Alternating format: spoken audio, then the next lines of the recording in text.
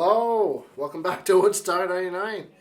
In case you thought it was going to get any calmer, well, you're surely mistaken because, well, we got Rage Against the Machine. So if Woodstock 99 wasn't already raging, well, they're going to rage after this because Rage Against the Machine is on stage. And I'm going to pick a couple tunes from here. So I'm going to recommend the whole set because I love Rage Against the Machine. I love Rage Against the Machine. They're so freaking awesome. And I'm going to see them this summer no matter what. But, man, their set at Woodstock 99. Woo!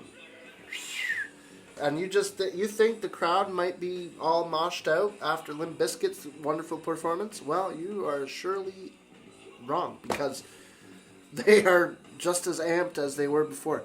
And probably even more because the sun is down now, which, you know, obviously, like I said last week, when the sun goes down, especially when it's like 30, 35 degrees, it's nice. It's relaxing.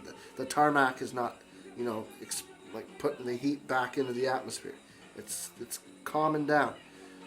Weather-wise. Music-wise, just ramping up even more. All right. There's some stuff I wanted to finish talking about with break stuff because I don't want to make these videos too long. So, during break stuff, by the way, I'm listening to the song. The first song I'm putting is Know Your Enemy from Rage Against the Machine. But yeah, phenomenal set from them. Love Rage Against the Machine. And at this time, it's 1999, right? But 1998, they had their last album come out. Not last album, but the most recent at that time was Battle of Los Angeles. So yeah, crazy stuff. I want to continue mentioning during the song break stuff. Many of the audience took the song literally and actually broke arms, legs, teeth, noses, collarbones. Scalps were lacerated by flying half-full bottles. One mosher suffered a compression fracture of the spine. Some people broke 2 ribs and prodded the medic, treating him to finish quickly so he could return to the pit. Another boy's shoulder popped right out of its socket, and he stumbled towards security. His fellow moshers yelled, "Pussy." Man, that's insane. The guy just popped. His shoulder is like hanging there, and pussy. Man. The first aid tent located behind the east stage was now seriously overflowing. EMT workers had trouble getting to kids who went down in the pit because the crowd wouldn't part for them. An estimated 200 people per hour were treated in the 2 med tents near the stage. Ambulances took about a dozen people to local hospitals for examination. Whew! 200 people per hour. Now, this is throughout the whole night because Limp Bizkit comes on. They play an hour. So 200 people right there. Rage Against the Machine, they come on. They play an hour and 15 minutes, an hour and a half. That's another 200 people. Like, oh my God. The EMTs were overworked. And it's nuts. And, you know, during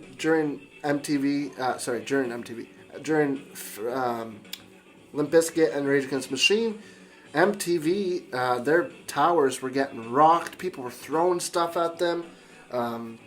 They were literally huddled up and like with their heads up, protecting themselves from rocks and bottles. And you know, unfortunately, a lot of other people got hit. But yeah, the MTs were basically caught off guard, and basically, one guy, Phil Vuiocolo, said the busiest time for us at Woodstock was Saturday night into early Sunday morning. But and this is between drug-related cases resulting from ecstasy, mushrooms, LSD, Rufinol, plagued the medical units, as well as just, you know, all the people from the mosh and stuff, people coming in with broken arms and stuff like that. And at one point, some guy, a medic comes over and says, "Dude, do me a favor, just tell everyone you know to stay away from the liquid ecstasy." Because apparently, you know, kind of like in the original Woodstock, don't take the brown acid. Well, this was basically don't take the liquid ecstasy. And also, don't drink the brown water was another term that they used quite a bit. All right, so we're gonna get through that stuff. On a lot of people, a lot of. It's gonna get greasier and dirtier to talk about, but a lot of women are unfortunately getting groped and sexually assaulted, raped. It hurts my brain reading these, and it's disgusting. But a lot of the younger girls never felt threatened, whether or not they were near the mosh pits. It seemed like any other show, but it was really the people inside the pits and the front rows that were really having a rough time. Sorry, there's an ad popping up on YouTube. Thanks, love YouTube for that. Okay, side note, if you're someone who puts music on YouTube and you're going to put, I know it's not really your control because copyright, but man, ads in the middle of songs drive me nuts. If you want to put it at the end of a song, that's fine, but in the middle of the song, God, it drives me nuts, especially when I'm trying to show someone something. But anyways, back to the point, so I'm going to skip ahead. Rage Against the Machine starts up. One of the big talking points of this set is later on during the last couple of songs. Well, during the set they have Tim, the bass player, Tim Comerford, has a large American flag draped on his amps.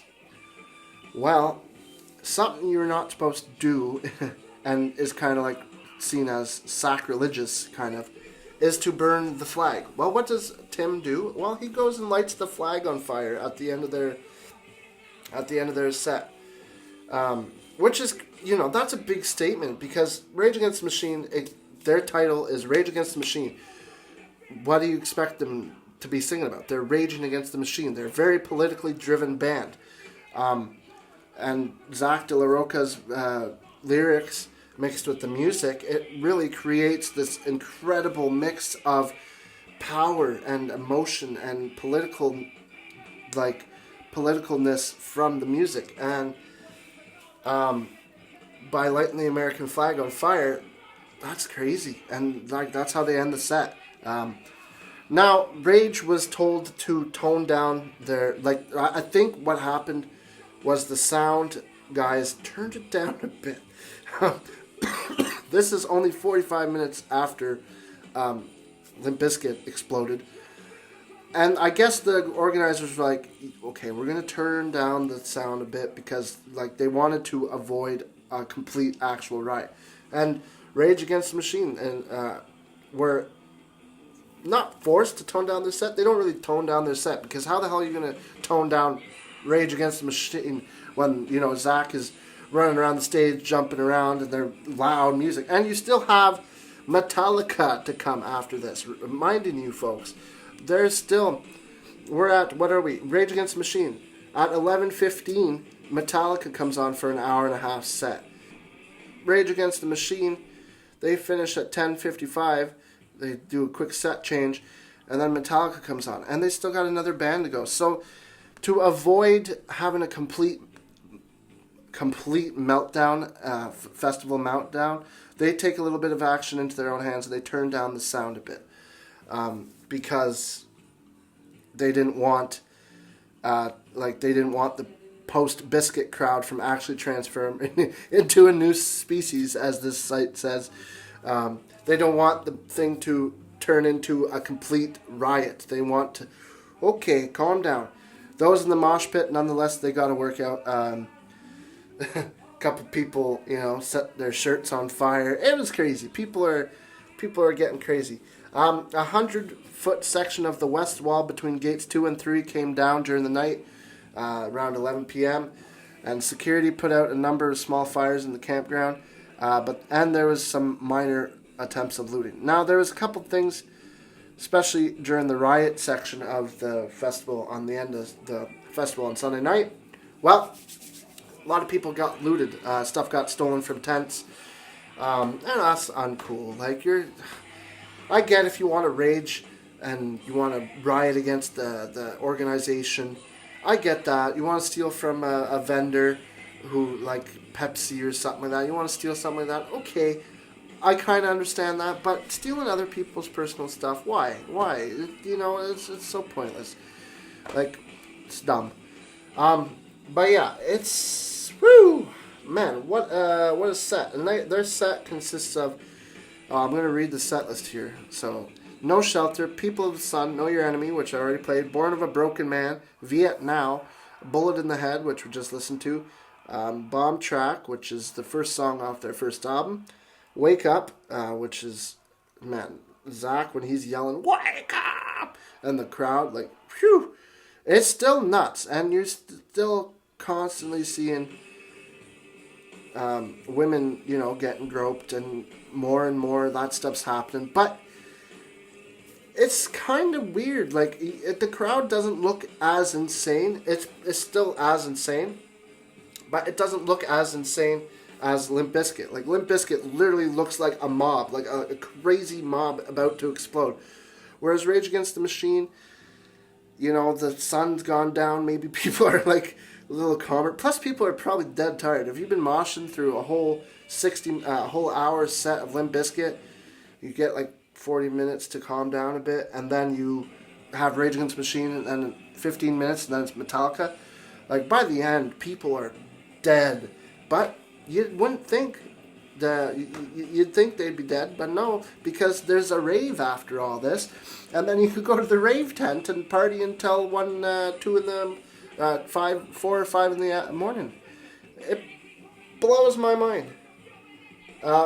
I'm just going to jump to the last song, Killing in the Name of. I'm not going to play the whole thing for you, because, you know. Now, I did say, ads. I did say on the last video, 2 videos, sorry, when I was talking about the rivers of poop. Well, there was actually rain. I said there was no rain, but the rain only comes, like, Sunday morning. So, all day, like, so the mud that people are playing in on Friday and Saturday is actually poop. But, you know, the rain didn't really necessarily come on.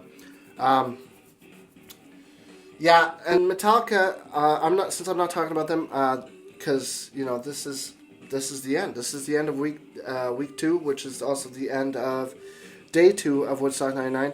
So I'm going to just briefly talk about Metallica's set a bit while this last song plays out. Metallica didn't say much to the crowd. I think they were kind of told that you know, maybe just don't say much, don't incite anymore, because you know, they saw everything that happened between Limp Bizkit and Rage.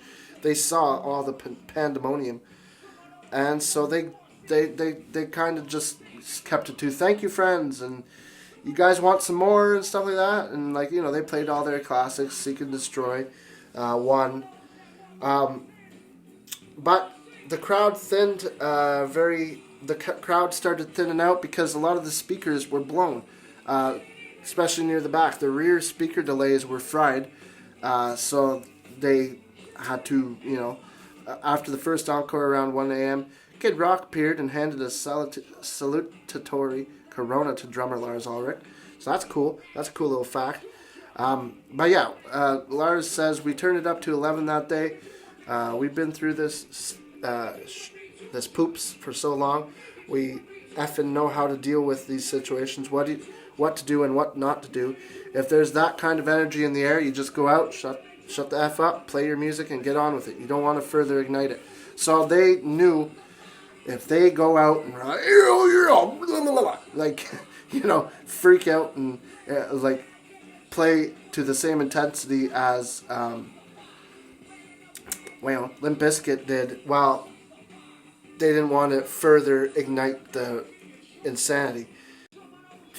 There's only a couple deaths. One guy died during the festival. He was 44. He was a Woodstock 69 veteran, unfortunately. But he had open heart surgery 11 days before the festival, and he passed away because of complications due to that and the heat.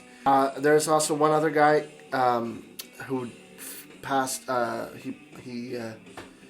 He passed away don't know exactly when, but he got Sunday afternoon. He was like his friend David. It's mentioned in the documentary. It's actually really well done in the documentary. But on Sunday, he was told that his friend had been evacuated to the nearby university hospital. Unfortunately, he passed away. So there was only, I think, how many deaths? Let me just quickly Google search. There's 3. Okay, so 3, which was the 3 deaths. The 44-year-old, the David dude, and I think there was a drug overdose one as well. There was, well, I'll do some numbers at the end, but there's 1,200 admissions to on-site medical facilities. 1,200. 44 arrests and numerous accounts of sexual assault. And obviously they're not going to tell you how much cases of sexual assault there was, because there was just an endless amount, unfortunately. But yeah, that's it, man. We're done. Saturday's done. I hope you've enjoyed this video. Thank you for watching. I know it's a little bit of a longer one, but Saturday's a big day, and I wanted to talk about a bunch of stuff. And at this point in the song, I'll just play it, let it play out. At this point in the song, the fire has been lit on the flag, and the flag is burning. So there you go. That's how I'm going to leave you guys.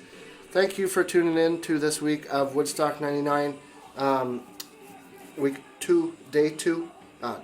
Day 2. Day 2. So next week you'll see, basically, well, all day Sunday, I'm going to play 5 different groups from Sunday. And yeah, it's just going to be crazy. So that's it. Thank you for watching this week of Woodstock 99. Much appreciated to all you who do. Yeah, thanks for watching. Go listen to Rage Against the Machine.